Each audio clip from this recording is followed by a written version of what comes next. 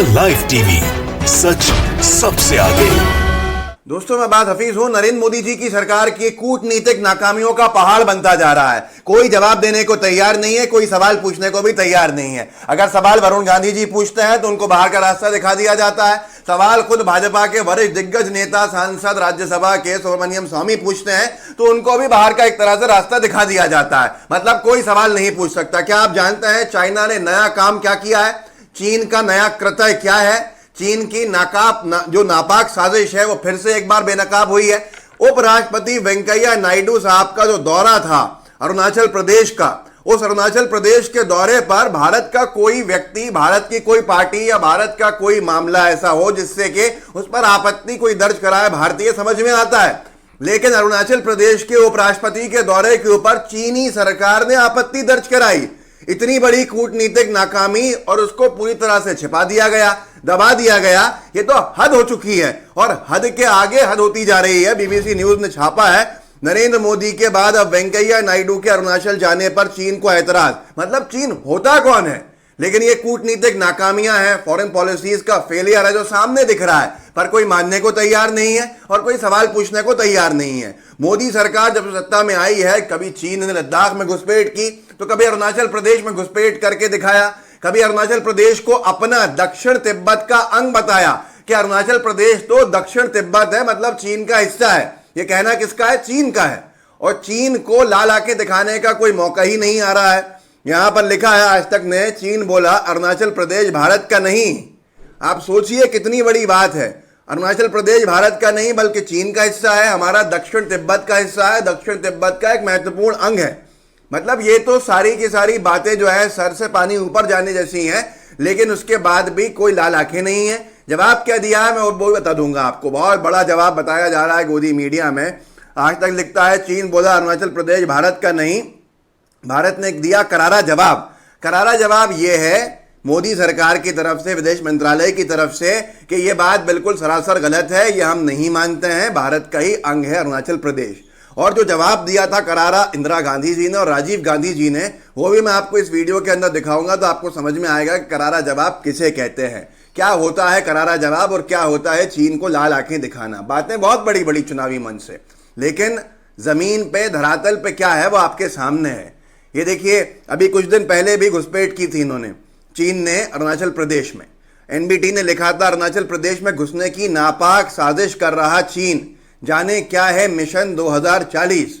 मतलब 2040 तक जहां तक लोगों का कहना है कि चीन अरुणाचल प्रदेश पर कब्जा करके अपने में जोड़ना चाहता है और यहां सारे इंपुट सामने हैं, लेकिन उसके ऊपर भी कोई बात नहीं है। आप सोचिए कितनी बड़ी बात है कि हमारे उपराष्ट्रपति का अरुणाचल प्रदेश जाने के ऊपर आपत्ति दर्ज कराता है चीन और उसके ऊपर कोई हंगामा नहीं होता है।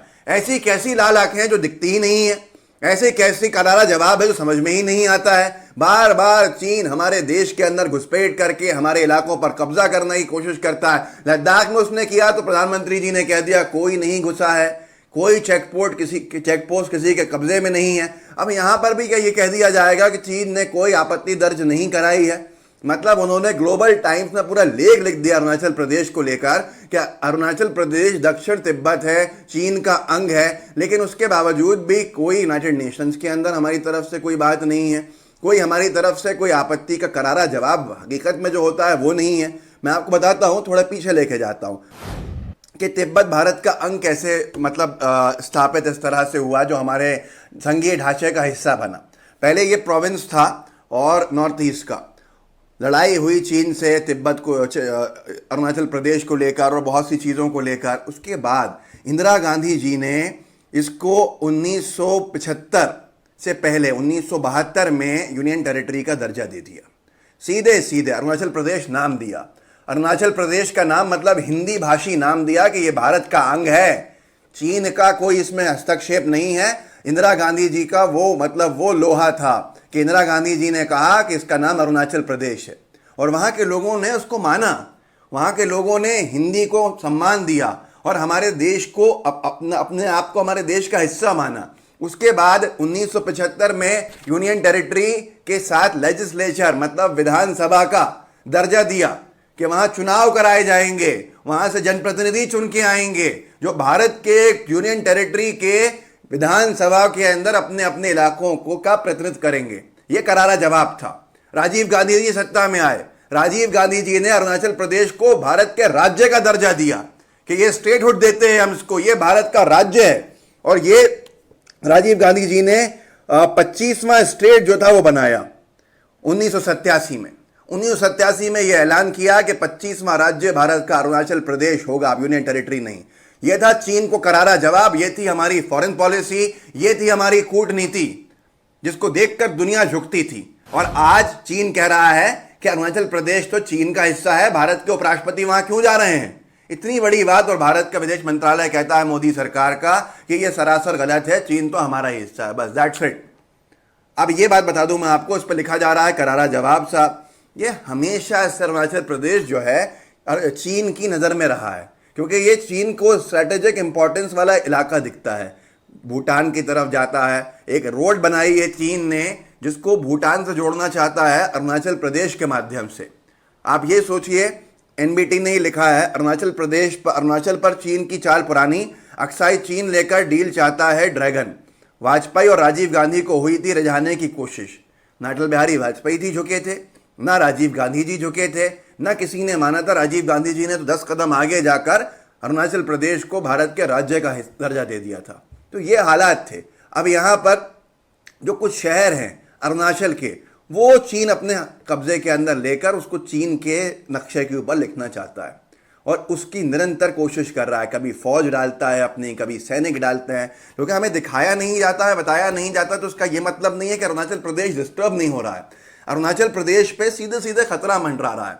अरुणाचल प्रदेश पे नापाक जो साजिशें हैं चीन की, वो बार बार बेनकाब हो रही हैं, लेकिन लाल आंखें कहीं नहीं हैं और सवाल पूछने का दम भी किसी में नहीं है। सवाल जो पूछेगा वो क्या होगा, उसकी हालत के संस्था से निकाल दिया जाए, कुछ हो जाए, क्या हो, मतलब इतना ज़्यादा कभी राजद्रोह का मुकदमा दर्ज हो जाए कि आप तो देशद्रोही हैं, राजद्रोही हैं, आपने इतनी बड़ी बात कह दी। आज ये निरंतर चलने वाले जो मामले हैं, ये कूटनीति पर सवाल उठा रहा है। सुब्रमण्यम स्वामी निरंतर सवाल उठा रहे हैं, भाजपा की राज्यसभा सांसद हैं, भाजपा के ही दिग्गज नेता हैं। उन्होंने कूटनीति पर कई सवाल खड़े किए। किसानों के मामले में भाजपा के पूर्व नेता और अभी वर्तमान में जो राज्यपाल हैं सत्यपाल मलिक, मेघालय के, कश्मीर के भी रहे, गोवा के भी रहे, वो सीधे सीधे बीजेपी को कह रहे हैं बीजेपी की सरकार गलत कर रही है, अगर ऐसा करेगी किसानों के साथ तो सरकार वापस नहीं आएगी, हमारे गाँव के अंदर किसानों को घुसने नहीं दिया जा रहा। पर बीजेपी सरकार के ऊपर कोई भी माथे पे शिकन नहीं है, उन्हें कोई फर्क नहीं पड़ता है। वरुण गांधी लेकर कितनी सारी बार आपत्ति कर चुके, किसानों के मामले में कोई फर्क नहीं पड़ता। अभी अरुणाचल प्रदेश का सीधा सीधा प्रमाण है कि देखिए किस तरह से नाकाम हो रही है सरकार की कूटनीति, पर उसको न सही करने की बात हो रही है, न उस पर जवाब देने की बात हो रही है। चीन को लाल आंखें कब दिखाएंगे, सिर्फ ये सवाल बनता है। अरुणाचल प्रदेश भारत का अंग था, अंग है, अंग रहेगा, और ये चीन को अच्छे से समझना पड़ेगा। इस वीडियो को आगे बढ़ाइए, लोगों को जागरूक कीजिए, लोगों को बताइए कि चीन किस तरह की नापाक साजिशें कर रहा है और मोदी सरकार कैसे उसको छिपाने में लगी हुई है, और गोदी मीडिया भी उसको दूसरों को नहीं बताने की कोशिश में लगी हुई है। लाइव टीवी को सब्सक्राइब कीजिएगा, बेल आइकन दबाइएगा। जय हिंद, जय भारत। द लाइव टीवी, सच सबसे आगे।